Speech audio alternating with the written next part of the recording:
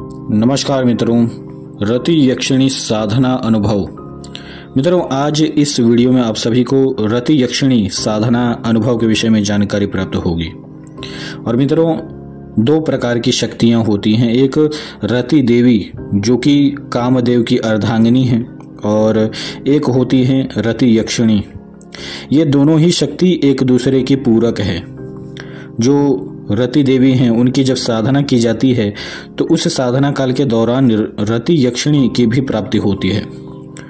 लेकिन यह जो अनुभव है ये केवल रति यक्षिणी का ही अनुभव है। मित्रों, एक व्यक्ति हैं जो कि बंगाल क्षेत्र के रहने वाले हैं, और इन्होंने एक योग्य तांत्रिक गुरु से रति यक्षिणी की दीक्षा प्राप्त की थी। और इनके गुरु के अनुसार इस यक्षिणी की साधना एक विशेष मुहूर्त में आरंभ करनी थी। लेकिन क्योंकि इन्होंने उस मुहूर्त के पहले ही इस यक्षिणी का जो मंत्र था उसकी दीक्षा प्राप्त कर ली थी, तो इन्होंने अपने गुरु से आज्ञा लेकर उस यक्षिणी के मंत्र का नित्य 10 माला मंत्र जप करना आरंभ कर दिया। क्योंकि उस यक्षिणी को सिद्ध करने के लिए अधिक मंत्र जप की आवश्यकता थी, तो ये सामान्य जीवन जीते हुए ही उस यक्षिणी के मंत्र का जप कर रहे थे। और मंत्र जप करने के प्रभाव के कारण इनके शरीर में प्रचंड आकर्षण शक्ति उत्पन्न हो जाती है। और जितनी भी महिलाएं इन्हें देखती हैं या फिर जितनी भी अन्य व्यक्ति इन्हें देखते थे, वे सभी इनके प्रति आकर्षण महसूस करते थे। इनके पिता भी स्वयं इन्हें कहते थे कि तुम्हारे शरीर में एक प्रकार से सौंदर्य बढ़ रहा है। और इनकी माताश्री भी कहती थी कि तुम दिन प्रतिदिन सुंदर होते जा रहे हो। तो ये सभी इनके प्रत्यक्ष अनुभव थे। और इन्होंने मुझे यह भी बताया कि कई प्रकार की स्त्रियों के साथ इनके संबंध भी उसी काल में स्थापित हुए, यानी कि कई प्रकार की महिलाएं इनसे संबंध भी बना चुकी थीं।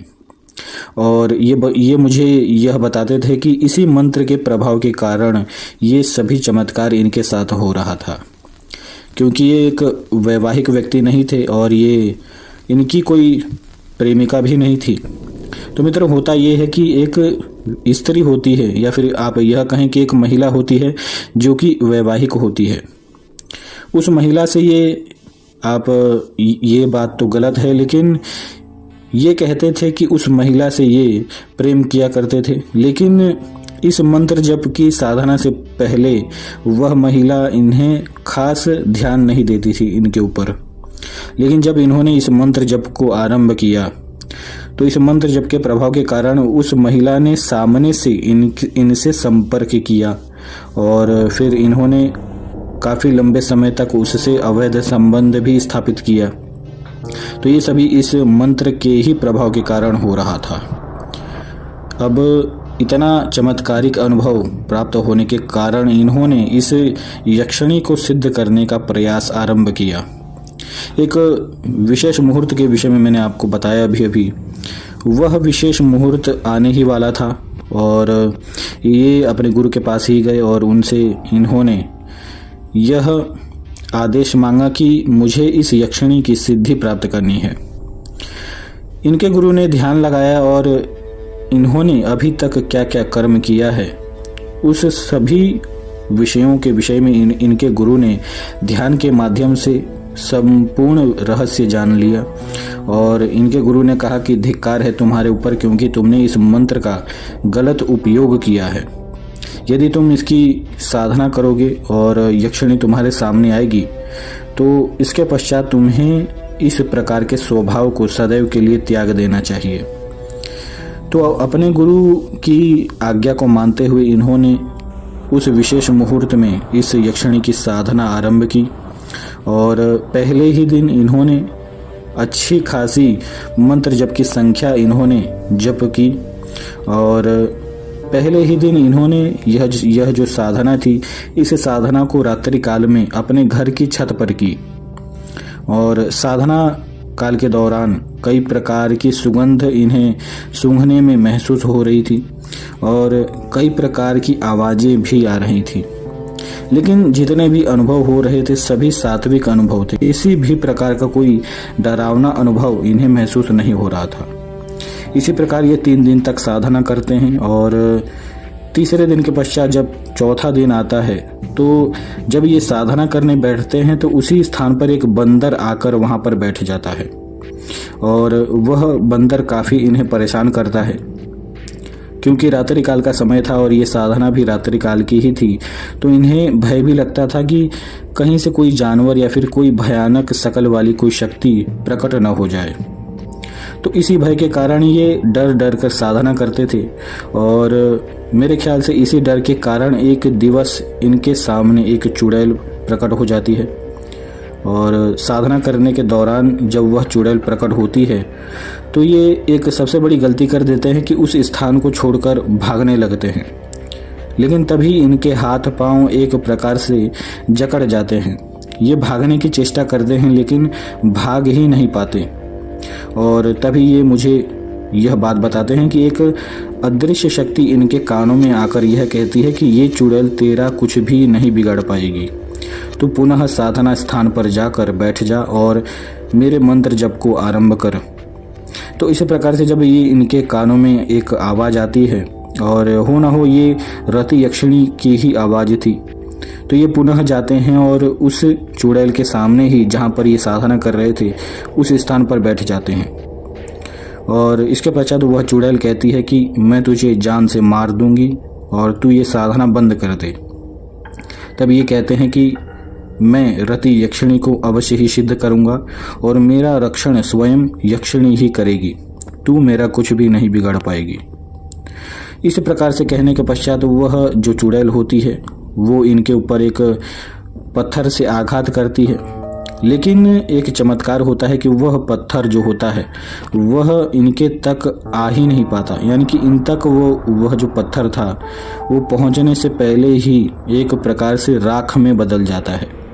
इस चमत्कार को देखकर इन्हें एक प्रकार से आत्मविश्वास भी प्राप्त हुआ कि रति यक्षिणी स्वयं इनकी रक्षा कर रही है।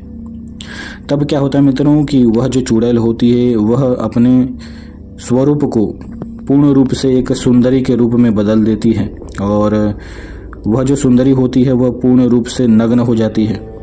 इस दृश्य को देखकर ये बहुत ही भयभीत हो जाते हैं, क्योंकि एक काम वासना को ये संभाल नहीं पाते थे अपनी, और हो ना हो वह जो चुड़ैल थी वो इसी बात का फायदा उठा रही थी। अब क्या होता है कि वह जो चुड़ैल होती है वो कई प्रकार से इनके सामने ऐसा प्रयास करती है कि ये इस साधना को छोड़कर उसके साथ संभोग कर लें। अब इन सभी विषयों को मैं आपके सामने बोल भी नहीं सकता, लेकिन बहुत ही खतरनाक और कह सकते हैं कि एक प्रकार से घिनौनी प्रयास करती है इस साधक की साधना को भंग करने के लिए। लेकिन फिर भी ये उस दिन हिम्मत करके उस चुड़ैल के इस प्रयास को विफल कर देते हैं और उस चुड़ैल के ऊपर ध्यान नहीं देते। अब क्या होता है कि मंत्र जब अधिक हो जाने के कारण अब यह कहें कि यक्षिणी की सहायता से या फिर वह चुड़ैल स्वयं ही वहां से चली जाती है, यानी कि अदृश्य हो जाती है। जब वह अदृश्य होती है तो इनकी सांस में सांस आती है और फिर ये साधारण तौर से साधना करना आरंभ कर देते हैं। क्योंकि यह जो अनुभव इनके साथ हो रहा था इस समय भी ये मंत्र जप ही कर रहे थे और उस चुड़ैल के ऊपर ध्यान नहीं दे रहे थे। तो इसी प्रकार से यह जो साधना है ये 7 दिन तक चलती है और 8वें दिन आकाश में इन्हें एक बहुत ही धुंधला सा एक चित्र दिखने लगता है कि एक देवी इनके तरफ देख रही है। इसी प्रकार भी यह जो साधना है ये 10 दिनों तक चलती है और 10वें दिन वह जो चित्र इन्हें आकाश में दिख रहा था वह थोड़ा थोड़ा सा स्पष्ट दिखने लगा और ये देखते थे कि एक यक्षिणी आकाश में खड़ी है और उसकी आंखें एक प्रकार से जैसे सूर्य की किरण होती है उसी प्रकार से उसकी आंखें भी चमक रही थी। इस दृश्य को देखकर इनके शरीर में शक्तिपात हो रहा था और इनका पूरा शरीर जो है वो कांप रहा था। इसी प्रकार यह भी अनुभव संपन्न हुआ और इस साधना को इन्होंने इसी प्रकार तक 12 दिनों तक किया। 13वें दिन यक्षिणी प्रत्यक्ष इनके सामने प्रकट हुई, लेकिन एक बहुत ही आश्चर्य सा अनुभव यह था कि यक्षिणी इनके सामने प्रकट तो थी, लेकिन वो किसी भी प्रकार से कुछ भी इनके सामने कह नहीं रही थी। कोई भी बात इनसे वो यक्षिणी नहीं बोल रही थी और इनके गुरु का यह आदेश था कि जब तक यक्षिणी तुझसे कुछ कहती नहीं है तब तक तुझे उस यक्षिणी से कुछ भी नहीं कहना है। तो ये उस यक्षिणी को देखते हुए ही साधना करते थे और इसी प्रकार से 15 से 20 दिन बीत गए और 21वें दिन जब इसी प्रकार से यक्षिणी इनके सामने प्रकट हुई तो इन्होंने 21वें दिन न जाने इनके शरीर में कहां से इतनी ऊर्जा उत्पन्न हो गई।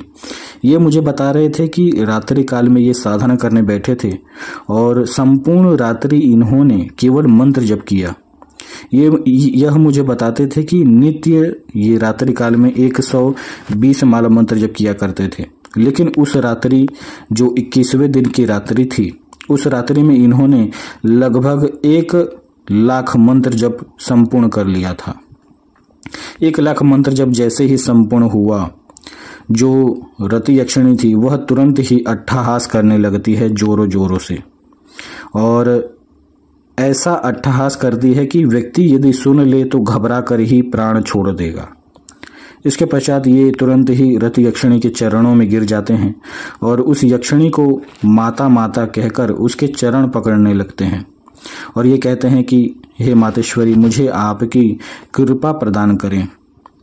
इस प्रकार से जब ये कहते हैं तो वह जो रति यक्षिणी होती है वह इन्हें कहती है कि उठो पुत्र, और इसके पश्चात ये उस यक्षिणी के सामने अपने दोनों घुटनों के बल खड़े होते हैं और उस यक्षिणी के सामने अपने हाथ जोड़ लेते हैं। इसके पश्चात यक्षिणी कहती हैं कि तुम्हें 3 वचन मुझे से मांग लेने चाहिए जो कि तुम्हारे गुरु के द्वारा तुम्हें आदेश दिया गया है।